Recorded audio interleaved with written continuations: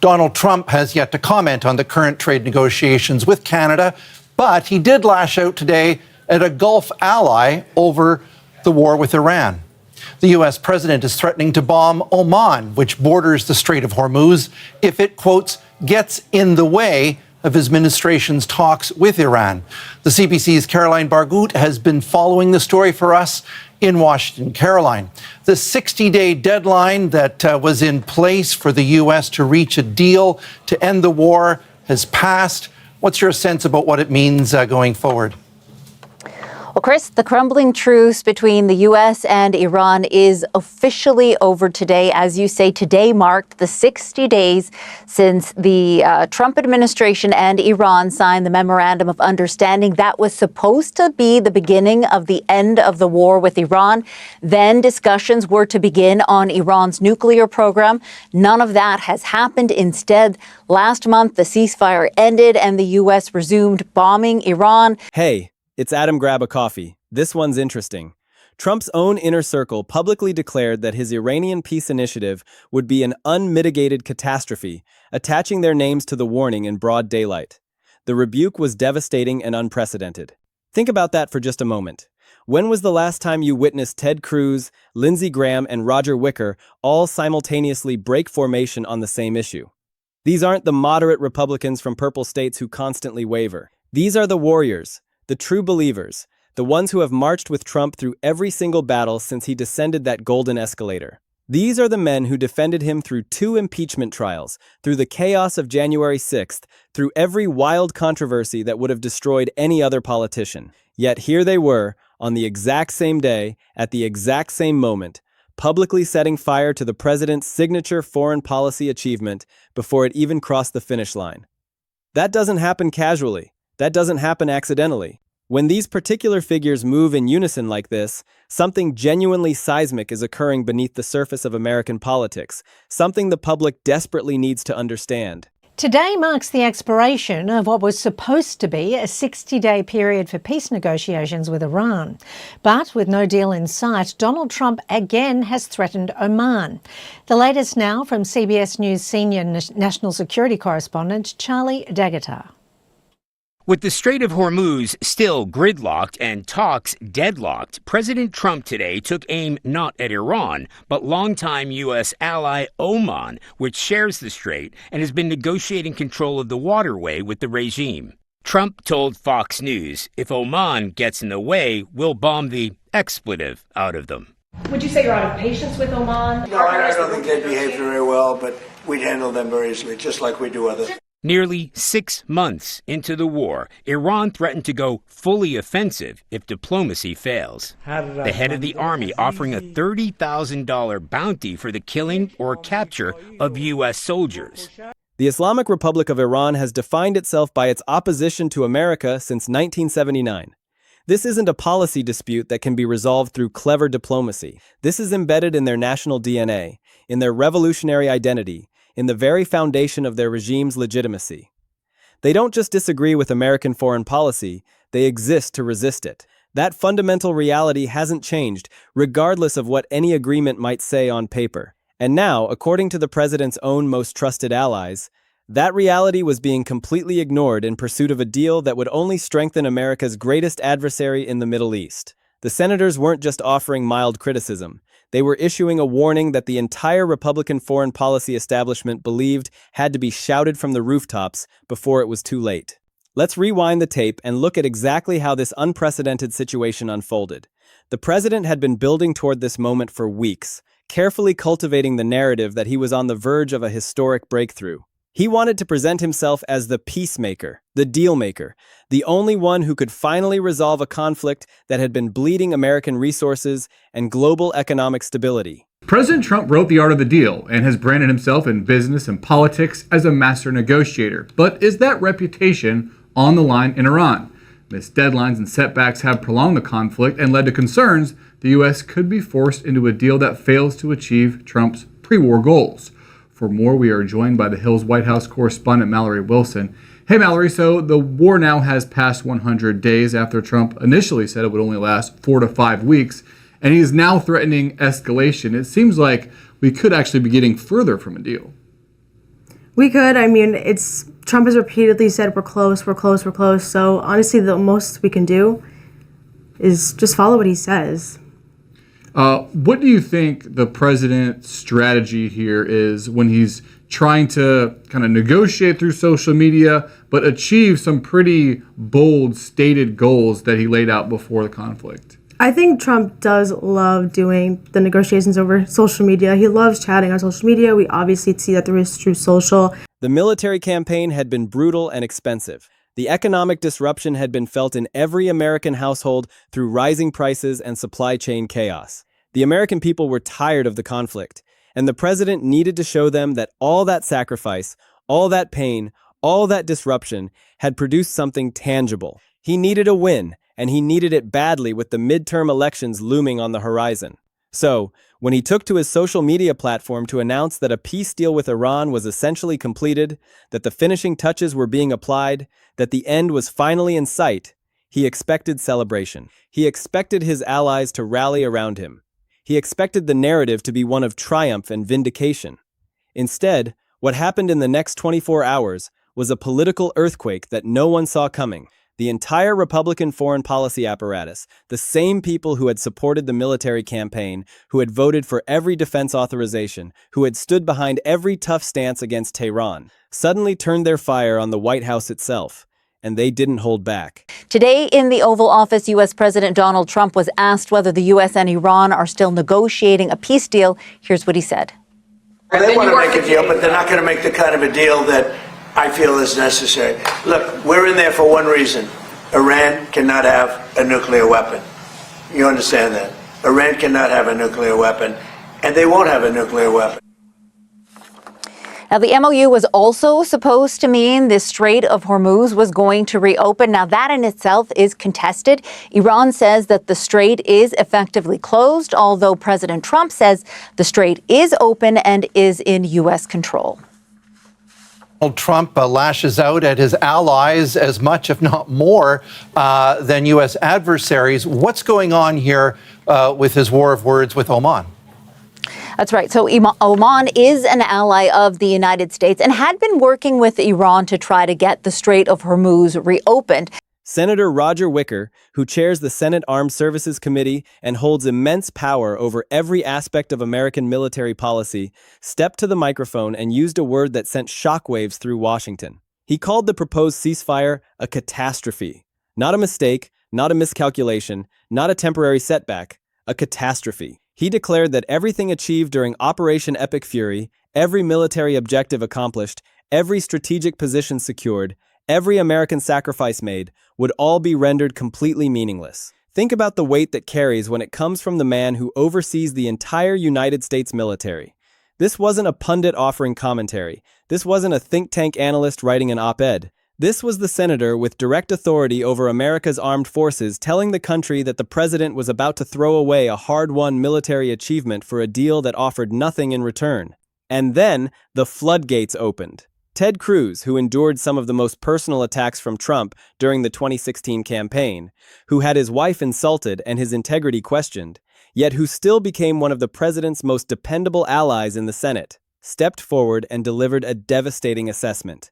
He called this agreement the most consequential decision of Trump's entire second term. He described it in terms that left no room for interpretation, a catastrophic error that would hand Iran billions of dollars in frozen assets while simultaneously allowing them to continue enriching uranium and maintain their chokehold on the Strait of Hormuz. He painted a picture of Iranian leaders, the same ones who routinely chant death to America, suddenly flush with billions of dollars in fresh capital, now on a clearer and faster path toward nuclear weapons capability. All because the president wanted a quick headline before the midterms. The Cruz critique cut particularly deep because it came from someone who has been in the trenches with Trump for years.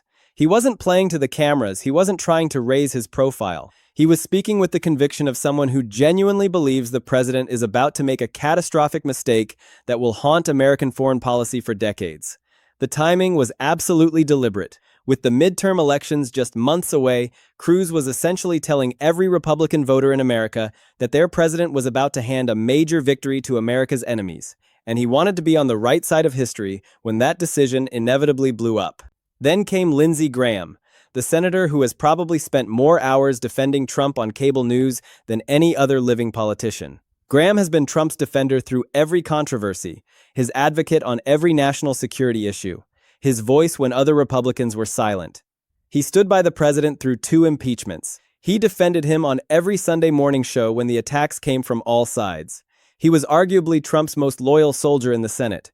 Yet here he was, looking into the camera and warning that finalizing this deal as currently structured would effectively mean the United States was officially acknowledging Iran as the dominant regional power, a status that would require diplomatic engagement rather than military deterrence. He called the outcome a nightmare for Israel. He said it with the gravity of someone who understood that this wasn't just bad policy, this was a betrayal of America's most important ally in the Middle East. When Lindsey Graham uses the word nightmare, when he publicly breaks with the president he has defended through everything, you know something profound has shifted in the political landscape. Graham understands the security dynamics of the Middle East better than almost anyone in Congress. He has been to Israel more times than he can count. He has studied the Iranian threat for decades, and he was essentially telling the American people that the deal being pushed by the president he had championed would create a nightmare scenario for regional stability. That kind of language from that particular senator simply does not happen without a reason. It happens when someone believes the stakes are existential, when they think the president is moving in a direction that will cause irreparable damage to American interests and American allies. The president's response to this revolt told you almost everything you needed to know about the state of his political operation. He didn't pick up the phone to call these senators and work through their concerns. He didn't invite them to the White House for a private discussion to find common ground. He didn't release a detailed policy defense explaining why their concerns were unfounded. Instead, he went onto social media and called his critics losers. He said they were vocal about things they didn't understand. He dismissed the most serious foreign policy critique from his own party with the same language he might use to attack a late-night comedy host. Think about what that says about the nature of political power in this moment. When the President of the United States cannot answer the substance of the criticism, when he has no policy defense that can withstand scrutiny, when he cannot bring himself to engage in good faith negotiation with the most powerful members of his own party, he resorts to the only tool he has left. He attacks the people making the criticism. But here is the crucial detail that changes everything. It didn't work this time. The senators didn't back down after that social media post. They didn't retreat to their corners. They didn't issue apologies or walk back their comments. They stayed on the record, stayed in the fight, stayed publicly critical of the deal. That is significant because it tells you that the usual playbook, the one that has worked for Trump in so many other political battles, simply didn't apply in this situation. The name-calling, the belittling, the dismissive language that has cowed other critics into silence, it didn't move these senators 1 inch. They had already calculated the political cost of speaking out, and they had already determined that the cost of staying silent would be even higher. When the president's go-to strategy stops working, when the threats and insults that have always succeeded in getting people back in line suddenly fail to produce results, you know you are in uncharted political territory. The dynamic that has defined Trump's relationship with the Republican Party for nearly a decade was breaking down in real time, and everyone in Washington was watching it happen. The House had already shown the fault lines 2 days earlier when Republican leadership had to pull a war powers vote because they couldn't get enough of their own members to support the president's position. The dysfunction had been building quietly, beneath the surface, invisible to the public eye. But now the Senate revolt had made it unmistakable. The Republican Party was openly fractured on the most important foreign policy issue facing the nation, and the president's own allies were leading the charge against him. To truly understand how remarkable this break was, you have to appreciate who these senators are and what it cost them to speak out the way they did. These aren't moderate Republicans trying to appeal to suburban voters. These are the hardest of the hardliners, the most committed hawks in the entire party.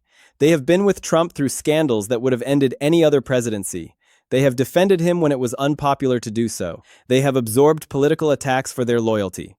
Yet, here they were, looking at a deal the president was championing, and deciding that their loyalty to America's national security had to override their loyalty to the president. That is a decision that no one in Washington takes lightly, especially when you're talking about a president who demands absolute fealty. Ted Cruz and Trump have a complicated history that makes this moment even more significant. Cruz ran against Trump in one of the most bitter primary campaigns in American political history. Trump attacked Cruz's wife, insulted his father, questioned his citizenship, and said everything imaginable about him. Yet Cruz ultimately fell in line, became one of Trump's most vocal defenders, and seemed to have fully reconciled with the man who had personally humiliated him on the national stage. That reconciliation, that willingness to put the past behind him for the sake of the broader political movement, made Cruz's public break on this issue all the more dramatic. He wasn't someone who had always opposed Trump. He was someone who had swallowed his pride, buried his personal grievances, and become a reliable ally. So when he stepped forward to warn that this deal would be a catastrophic error, he was sending a message that went far beyond policy disagreements. He was saying that even his loyalty, even his willingness to overlook past grievances, had limits. Lindsey Graham's position was equally telling. Graham has been Trump's unwavering ally through everything. He has been the voice on every Sunday show defending the president, the presence at every White House event showing solidarity, the senator who always found a way to excuse whatever the president did, no matter how controversial. For Graham to publicly warn that the Iran deal would create a nightmare scenario for Israel was a stunning departure from his usual role as Trump's most reliable defender. He was essentially saying that the president was wrong, that the deal was dangerous, and that he could not in good conscience pretend otherwise. That kind of break from someone with Graham's track record signals something fundamental shifting in the relationship between Trump and his most loyal supporters. The substance of the deal itself explains why these hawkish senators were so alarmed. The proposed agreement includes a 60-day ceasefire, during which Iran would receive access to roughly $25 billion in frozen assets. They would also be allowed to freely sell oil on international markets, providing a massive infusion of revenue to a regime that has been economically strangled for years. The nuclear question, the very issue that has been at the center of American foreign policy toward Iran for decades, would not be resolved during that 60-day period. It would simply be deferred, pushed into the future, kicked down the road until a later date. That means Iran would have 2 full months to benefit from the deal, to rebuild its economy, to strengthen its negotiating position, without making any genuine concessions on the nuclear issue. When the 60-day window ends, America would be back at the negotiating table facing the same unresolved problem, except Iran would be in a vastly stronger position than before. Ted Cruz's description of this as a catastrophic error wasn't hyperbole. It was an accurate assessment of the strategic math involved. When you spend months engaged in a military campaign with all the human and financial costs that entails, when you disrupt global oil markets and inflict economic pain on your own citizens, when you deploy American military assets and put American service members in harm's way, you need to come away with a genuine achievement. You need to solve the underlying problem. You need to permanently neutralize the threat. A 60-day pause that leaves the nuclear question unresolved and hands billions of dollars to the enemy is not a victory. It is a surrender dressed up as a compromise. The former Trump officials who piled on made the critique even more devastating. Mike Pompeo, who served as Trump's Secretary of State and executed his foreign policy vision during the first administration, looked at the emerging deal and said it looked remarkably similar to the Obama-era Iran agreement that Trump had spent years attacking. He noted that it was not remotely America first, that it represented a complete abandonment of everything Trump had promised about Iran policy. That comparison was brutal because it cut to the very heart of Trump's political identity. Trump had built his credibility with Republican voters on the promise that he would be tougher on Iran, that he would tear up the weak Obama deal and replace it with something stronger, that he would never allow America to be humiliated by Tehran the way his predecessor had been. And now his own Secretary of State was publicly stating that the new deal looked just like the old deal he had promised to destroy. John Bolton, Trump's former national security advisor and one of the most hawkish voices in American foreign policy, added to the chorus of criticism. Bolton, who has made a career of opposing diplomatic engagement with hostile regimes, warned that if the reports about the deal were accurate, the Ayatollahs would have secured a significant victory. He said the agreement would give Iran a clear path back to nuclear weapons capability, undoing years of sanctions and military pressure in exchange for nothing. When you have sitting senators and former administration officials all arriving at the same conclusion, all using the same language to describe the dangers of this deal, you are looking at a coordinated message from the Republican foreign policy establishment. This wasn't random criticism. This was an organized campaign to stop the president from making what they believed to be a catastrophic mistake. The political calculations driving this revolt are impossible to miss. The midterm elections are approaching fast, and every Republican senator who has spoken out against this deal is making a very specific strategic bet. They are positioning themselves to be on the right side of history if the deal fails. They are building political insurance against a scenario where Iran takes the money and the oil revenue, ignores the nuclear negotiations, and leaves America holding an empty bag. They are preparing for the moment when they will need to tell voters that they warned against this disaster before it happened. And by speaking out so loudly and so specifically, by attaching their names to such strong criticism, they are ensuring that no one can later claim they were silent when the president made his biggest foreign policy mistake. The president's reaction to all of this, the social media attacks, the name-calling, the dismissive language, actually made his political position worse. When you have three of the most powerful senators in your own party raising serious national security concerns, calling them losers on the internet doesn't solve anything.